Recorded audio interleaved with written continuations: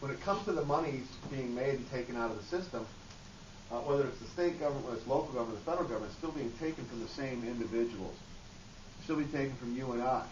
All right? The federal government does not make money. I mean, it makes money, it prints money, but it does not make resource, does not make wealth. You and I do that. We do that through industry. We do that. We take things like sand and we turn it into silica. And we make solar panels out of it. We take the resources that the country has and we make them valuable or more valuable. That's how you build wealth. Questions about that stuff?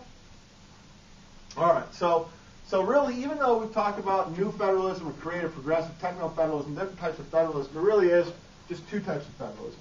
And our relationship to the states really is tied to those dollars that come back, and our reliance as states based upon those dollars. And it's not so much that the state says, hey, do this program and we'll give you the money. Sometimes the federal government, it's not that the federal government says, hey, do these programs and we'll give you the money.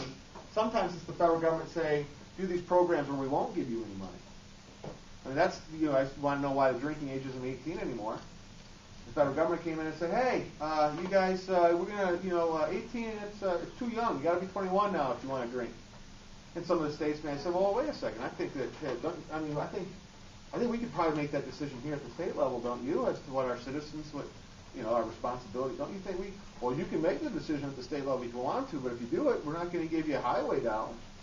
We're not going to give you some of your grant money, some of your grant money back.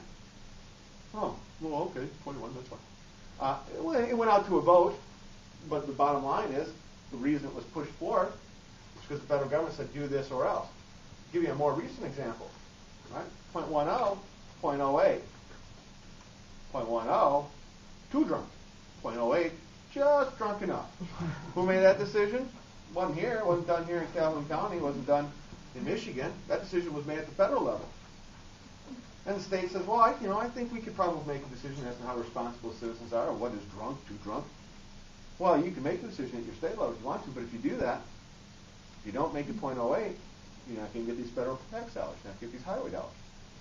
Oh, okay, 0.08, that's good.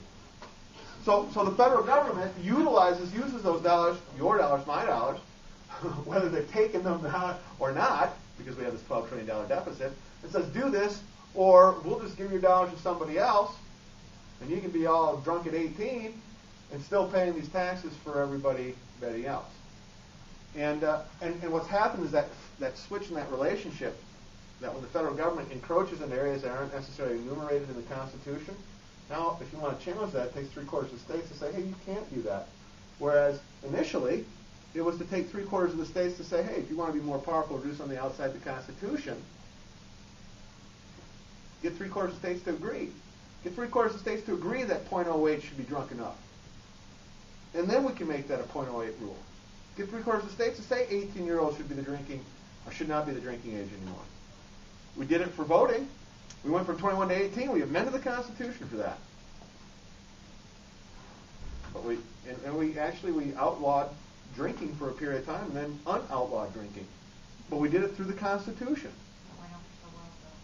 Well, so why wouldn't we go back to the same Constitution to say what age should be or shouldn't be okay for drinking? Well, the federal government would say, we never changed the Constitution. States can still make it 18-year-olds old if they want to. The ramifications are, we're going to hold your dollars. Your dollars. And if that doesn't work, the holding your dollars doesn't work, we always have the military to fall back on. So, all right. The federal government is clearly in charge of this relationship. Certainly much more of a unitary system than a confederal system by now. The grant progression, we talk about devolution. What really highlights devolution is this morphing or changing of the grants from what are called categorical grants. Oh, you guys had it up on you had it up. But categorical grants versus block grants, or even general revenue sharing or general revenue grants. And what the difference is that categorical grants are very specific, as again was pointed out by the team. But they're very specific. It's almost a micromanaging. We can fix this problem with these dollars, and they'll be formulary. You fit the formula, you get the money. Okay, very specific grants, Pell Grants, food stamps, Medicare. Okay, Those are Medicaid. Those are very specific grant dollars that come back to the states for those purposes. You try to use those dollars for things other than those specific programs, you can't. Block grants, on the other hand, there's a little more wiggle room.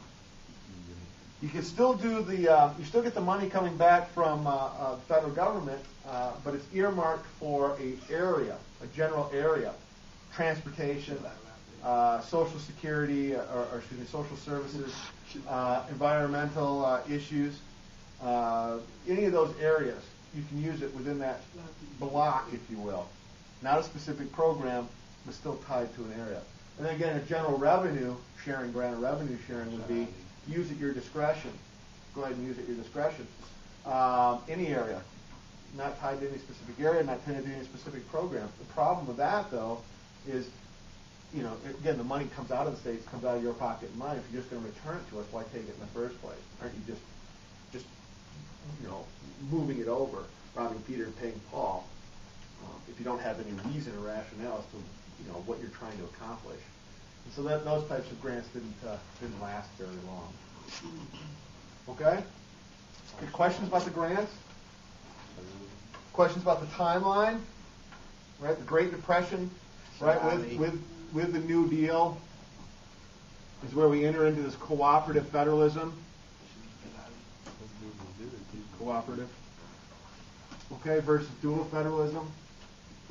Remember, even after the Civil War, we still maintained dual federalism, that relationship, because pulling the South in, pulling those players back onto the court, that's one thing. Getting those players to play, that's another thing. Pulling the states back into the Union, beating them into submission is one thing. Having them a part of this Union, that's another thing. And in order to do that, to make them willing participants, or at least participants, you have to address those issues. And in fact, the heart of the Civil War was the relationship between the federal government and the state government, and who's to do what. Then addressing that issue, reestablishing, fixing that line between the state power and the federal power becomes the olive branch, if you will. And that dual federalism lasts really until the 1930s, where the federal government has to come in and has to stimulate the economy. Okay? Questions?